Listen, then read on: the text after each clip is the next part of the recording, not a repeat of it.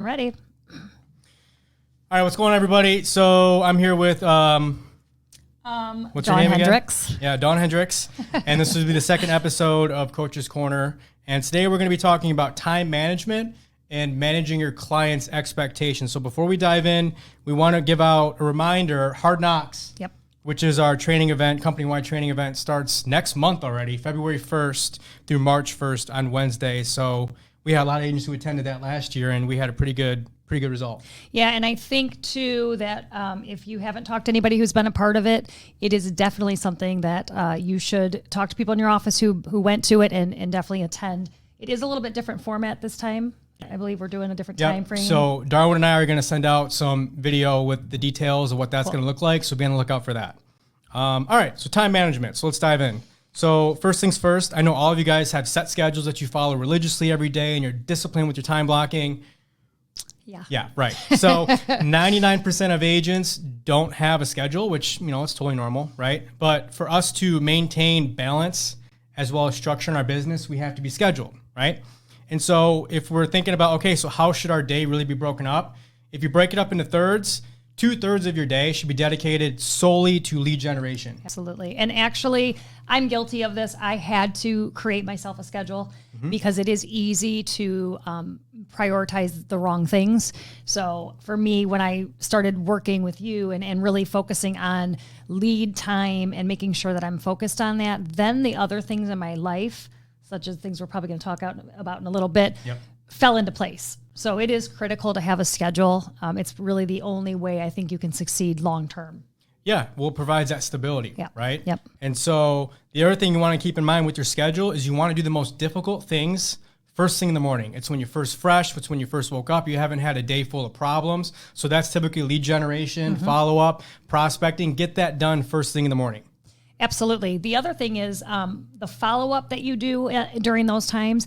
I find that I get a hold of more people earlier in the day as the day progresses and things get busy for them, or they have family things. It's really hard to get a hold of people. So I try and actually do my follow-up as the first part of my call-out sessions versus doing the lead generation. And so we're going to give you guys a basic structure. You don't have to follow it to a T because I know, like Dawn, she doesn't get in the office at 9 a.m. She prioritizes something else. So why don't you kind of share about what you do in the morning? So before the first thing in the morning, the one thing I make sure I do is I'm ready for the morning. So the night before, I have everything ready, sets me up for the day, and it kind of puts an obligation on me to follow my schedule. Yep. And then the first thing I do is I go to the gym. So that's, and unfortunately, the way my time frame works is my gym time's a little bit later. So I go to the gym first, and then immediately from there, head right to the office. And I start my lead generation as soon as I get in the office, like I said, typically with follow-up first. And then from there going into new leads, FSBOs, my sphere, et cetera. Yep. And so when I was selling full-time, prospecting was the first thing I got done in the morning. From 9 o'clock to 11 o'clock, that was all I was doing. Didn't matter what else was going on in the business. Lead generation's got to get done first thing in the morning. And so current business, meaning that, deals you got going on, buyers, sellers, title companies, lenders, all that stuff, that should be done and taken care of in the middle of the day, afternoon, after you've done your lead generation time. And to that point, I always let my clients know that because I did fall in I feel guilty not responding to a client immediately. Once I let them know, I can say honestly, I don't think I've ever had anybody say that doesn't work for me. If there's something urgent, I'll address it. But for the most part, I just let them know, hey, I'm in appointments is what I usually say. Appointments until 1 o'clock, I can give you a call right after. And that seems to suffice, and nothing has fallen to the wayside, by waiting a few extra hours. Yep. So just because a client calls or texts you at 9 o'clock in the morning, that doesn't mean you got to jump right on that right away, right? You can send them a message saying, hey, I'm on an appointment, or hey, I'm in a meeting, and I'll contact you as soon as I can. Just to let them know that, yeah, I'm going to contact you, but I'm tied up right now, right? Prioritize your prospecting time. Absolutely. And it is an appointment. You make an appointment, a commitment to yourself. That's still an appointment. So you're not being dishonest. It's really an important part of your business. And so they need to understand that, but how you convey it to them is your own choice. So. Yep. And to kind of piggyback off that, share your time blocking with your clients, right? So if you typically prospect in the morning, let them know, hey, I'm typically not available from 9 to 10, 9 to 11, or whatever that is. to set that expectation up front so they know not to contact you first thing in the morning. Right. And I think if you set the expectation with your clients, they have the same thing in their careers, their jobs. They have to have a shutdown time. They have to have a startup time. So it's just a mutual respect. And once you've set that expectation, it actually makes you look more like a professional. Absolutely. So. On that too, which a lot of us are guilty of not doing, including the person sitting next to me. I'm not very good at is this. establishing a shutdown time during the week. Okay, so mine's typically 7:30. So if anyone calls or texts me after 7:30, I'm not going to respond to them till the next day, right? And now we've worked on this with you over the years, but kind of share how you feel about that and what you've done. Honestly, I think some of my clients warrant the time in the evening only because they're busy during the day. I can't reach them at that time. If somebody's calling me at 8 o'clock at night and it's important, I'm going to answer them. If it's not important, I will wait. I don't have a problem doing that. But I do have a weakness of feeling like I have to please my clients and I have to respond. And I know, for example, Stephanie is excellent at it. Oh, yeah. And I admire her for that because that's something that I want to achieve. But right now, I still find myself answering those calls and doing those things. I think I've gotten a little bit better. Getting there. But I will tell you that it is definitely, realistically, probably something that needs to be done, and I need to work on it. But for you out there, it's definitely, if you can incorporate it now, I would recommend it. Absolutely. And share that with your clients, right? Like if a client's going to be mad at you that you shut down at 7 o'clock at night to spend time with your family, is that really someone you want to work with anyway? Right. And to her point, yeah, there may be some certain urgent matters that you have to address off hours, and just let them know, hey, I normally don't take calls at 8 o'clock at night to set the expectation. I don't normally do this, but because of the situation that we're in, we got to get this handled now. So this is why we got to take care of it now. Sure. Yeah. So I'm interested in this next topic that we're going to be talking about, which is to not sacrifice lead generation time for non-essential things. So what is your opinion then of a non-essential that would take, that you shouldn't be worrying about during lead time? I would say if it doesn't have to be done within an hour. So let's say you got a closing at 5 o'clock, it's 4 o'clock, and there's a problem that comes up, that's urgent, right? But if there's a problem that comes in, let's just say it's a low appraisal, right? Low appraisal comes in at 9 o'clock in the morning. You can do your prospecting until 10, 11. It's still going to be there at 10, 11. Unfortunately, yes. The appraisal won't change. It ain't going to change. The problem is still going to be there. Right. So you got to kind of make that judgment call based on the level of urgency, the problem that it has. Just because we're agents and we deal with problems every single day. That's what we get paid to do, right? It's to solve problems. So if we sacrifice our lead generation time for every single problem that comes up, we're never going to do it. Right. I agree. What would you consider to be, Well, for me, I get calls. In fact, I had one this morning and I was working out for a new listing. Okay. And it's somebody that I've been working with, but I know that I've built my trust with her. She's going to be there at 5 o'clock today. Okay. So typically, no, I would not, wait that long, but I have things happening. And so for me, it was okay for me to wait a little bit to get back to her. But I think it's different for everybody. You'll know what those things are, but you realistically need to ask yourself, is this worth me missing an opportunity at new leads or is it not? And if it's not, then it can probably wait a little bit. Yeah, you gotta weigh that option, right? Yeah. Just general rule of thumb, do not sacrifice prospecting time for non-essential things. Got it. Okay? Yep. And so this is a big one too. How many of you guys actually have a consistent start time to your day every day? Absolutely. Right? Whether that's you're in the office or you're at your home office, start at the same time every single day throughout the week to create that routine for you, because we desperately need routine, especially when we know we got to do difficult things. So to that point, home office, I don't work from my home office very often. If I have to, I will. This is so important to me, is I have to dress the part even at my home office. Yeah. Because if I'm in my pajamas and I've got slippers on, I'm going to act like that. I'm going to be too comfy to really be driving myself to work. So I know that sounds like a very minor thing, but I believe firmly in being ready every day because I get last minute calls all the time to go out and meet a client. Yeah. If I'm not prepared and it's because of the way I'm dressed or whatever it might be, then I'm not really doing my job. So that's just one little tidbit for you guys that I think is important. Absolutely. I agree with that totally. Yeah. And so throughout, we were talking a lot about business, right? But you want to schedule at least an hour of day for you, right? Whether that's exercise, which we do every single day, or that's reading, hobby, listening to a podcast, whatever it is, schedule some sort of break to break up this time during your work schedule. And that will help you regain that balance. Yeah, I agree. And I also think that you can kind of multitask these. And I like to exercise if I'm doing like something by myself and I listen to a podcast at the same time. Yep. And it actually, for me, it kind of gives me like dual energy.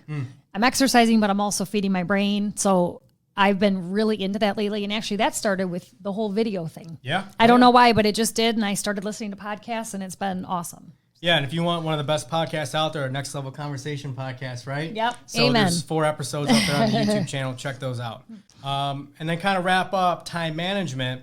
One of the best pieces of advice I've ever gotten early on in my career that I've been able to pass on to the agents I work with is review your schedule, 1, Sunday night for the week to get an idea of what's coming up, and then 2, prepare the night before for the next day. So that means like I have to have my gym stuff put together. I have my food put together. I know exactly what I'm going to wear when I wake up. So I don't have to make any decisions. I get up, throw my clothes on, I'm out the door, and I get to the office with 100% of my energy. And it makes you feel like you're locked into that. Yep. You brought your gym stuff, you got to use it. Yep. You brought your food, you got to eat it. Yep. And you're ready for work. And I also, to that point, is when I wake up in the mornings, I'm not exactly the happiest person. I don't want to have to go through and figure out what I got to wear, what I got to pack. I just get up and then my day is planned. Yep. So Yep. I agree 100% It just on it. eliminates that time to think, right? It's already been done. Yeah. So moving on to client expectations. So I can tackle sellers and Yep. you take buyers. Fine. So one of the biggest things you want to be doing right now, which we've talked on multiple times on in the last episode as well, is present a current market update. So that means updated inventory levels, updated sales price, updated average days on market, right? What is going on? Because a lot of sellers still may be stuck in that previous market. And if they price that way, they're going to take a backseat to their competition. Absolutely. We're seeing it all over the place and having to make adjustments because of that. And we're not prepared to have those conversations because we didn't set that expectation up front. Yep. So Another thing that's kind of small, but again, it's going to make your life a lot easier after you take a listing, is let the sellers know that most buyers' agents won't provide feedback.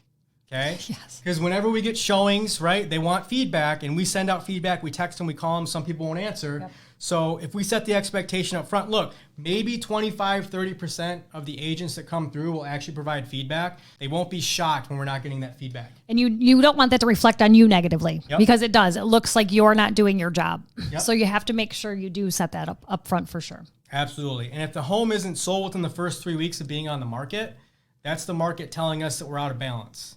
Okay? And so we need to now make that adjustment because in years past, we can kind of let it sit because the market was going up and eventually it'd catch up to the price. Mm-hmm. That's not happening anymore, right? So if we're not sold within the first 3 weeks, we have to sit down and have that conversation with the seller to talk about making a price improvement so that way we can actually get out there and get the home sold. Yeah, and set that up front. Yes. Make sure they know in advance of when you're listing the home that this is a possibility. That way it's not a surprise. It doesn't look like you came in and just listed it at a high price and brought it down. You've already set that expectation up front. Yep. So set the expectation that if it's not sold, we'll have to sit down and do another meeting. And Darwin and I are going to be talking about price adjustments on the next week's Lunch and Learn. So if you want to hear more about that, make sure you attend that. Awesome. Okay, so buyers. The first and most important thing is to make sure you set a buyer consultation. And it'll save you so much time, so much energy of driving around looking at homes that don't really fit their criteria. And I find if you're sitting in front of somebody having a conversation, even if it's Zoom, having that conversation with them, a lot more information is going to come out than them texting you, I want a 3-bedroom, 2-bathroom at $200,000. Yep. So that way you can really tailor what you're looking for them and save everybody some time and energy. So, and then just review the entire process with them. Yep. There's so many details, and buyers don't necessarily know the process. They have no idea. Yeah. So we have to set that expectation and let them know what happens, and then they won't be surprised. Absolutely. And it removes the fear and the doubt and the unknown, right? Especially for a first-time home buyer. They're like completely overwhelmed with everything. Right. So to actually have a meeting to sit down and walk them through everything, it alleviates that stress and it makes the whole overall process just much more easier for them. And while you're at that consultation, get a buyer agency signed. Yep. Do it before you show them any homes. And unfortunately, I've been a victim of getting burned on this. As have I. So we've all learned our lessons. So you're taking it from people who are, I want to say, somewhat experts of being burned. Yes. Get it signed. Don't get burned. Yeah, don't get burned, because it's the most frustrating thing. And now you've spent your time and energy, and they call you and say, hey, you know what? We actually found one that was on with another agent who would give us a discount if we just bought it through them. I've had it happen. Thank you so much for your help. Yeah. We really appreciate you. Yeah. So get that signed up front. And then the other thing is, of course, this is standard, and I require this on all my listings, is a pre-approval before you show them anything. So you'd love to take everybody's word for it, and everybody's great, but really you need to have that piece of paper in hand. Everybody lies. Yeah. So make sure you trust but verify. Yeah. And then this is a good one, because how many times have you guys shown 30, 40 homes to the same person? Mm-hmm. If in 5 or 10 homes you haven't found them the home, we need to sit back down. There needs to be another conversation had, because something is amiss. We're missing the mark. Yeah, there's something not right, and now you're just driving around for fun. Not only that, but then buyers have been set with that expectation that, hey, I should be finding something within 5 to 10 homes, as opposed to not having any idea and just looking, and then 25 homes later, hey, I want to go back to the second one that I saw, and then it's sold. Right. And that same thing, we have sellers, they're busy. They have kids, they have pets, whatever it is. 24-hour notice is ideal to get somebody into a home. Yes, I understand if you're driving down the street and you're like, this could be the one, we try and make it happen. But out of the courtesy for everybody involved, try and do it within a 24-hour window so that they have a little bit of time to prepare, and make them aware of your shutdown time, because buyers will drive you all over the world. Oh, yeah. And I know they're excited. It's fun for them. It's fun to go look at houses. For us, this is our job. So you need to have that shut off time so they understand the expectation when you are showing homes. So absolutely. And the last this one. This one is a good one. This is a really good one that I think a lot of us forget to mention. Yeah. No home is perfect. So when they go in, manage that expectation. You're going to find things wrong with every home. And this goes for inspections too. Yep. When you go into an inspection and people go, oh my gosh, I can't believe that there's a chip in the wall. I didn't even notice it. Manage their expectations. No home is going to be perfect, and we need to be able to share with them what it could be, what the opportunity is that they have in front of them. So absolutely. I mean, even new constructions have issues, right? So going through that inspection process, just say, hey, we're paying this guy $500 to find every single problem possible. Right. As long as it's not a safety hazard or a safety issue, then we can overcome that. And I think when you do that and you're putting an offer in on a home, and you let the seller's agent know that that's how you handle your buyers, it gives you that 1 foot up from others, because they know this agent's not looking to just nickel and dime everything. And when you set that expectation with them, it does make your offer look a little bit better than any others. Absolutely. That way that agent knows that, this little small thing's not going to blow up the deal. Right. Absolutely. So to wrap up, call to action. So we guys got to put you guys in action like we're going to do with every video, right? Yep. So the first thing we're going to challenge you to do is to establish a schedule, stick to it, and share it with your manager. Got to post it. Have it in front of your face. I know we all use our phones, whatever you got to use, but make sure it's in front of you, because it is so easy to waver if you don't have it in front of you. Absolutely. Then work on setting expectations with your clients. So after you've got your schedule set in place, start buyers and sellers. Hey, just so you know, my shutoff time is X. I'm typically available during this time, and let them know, and watch how much your business will change. Absolutely.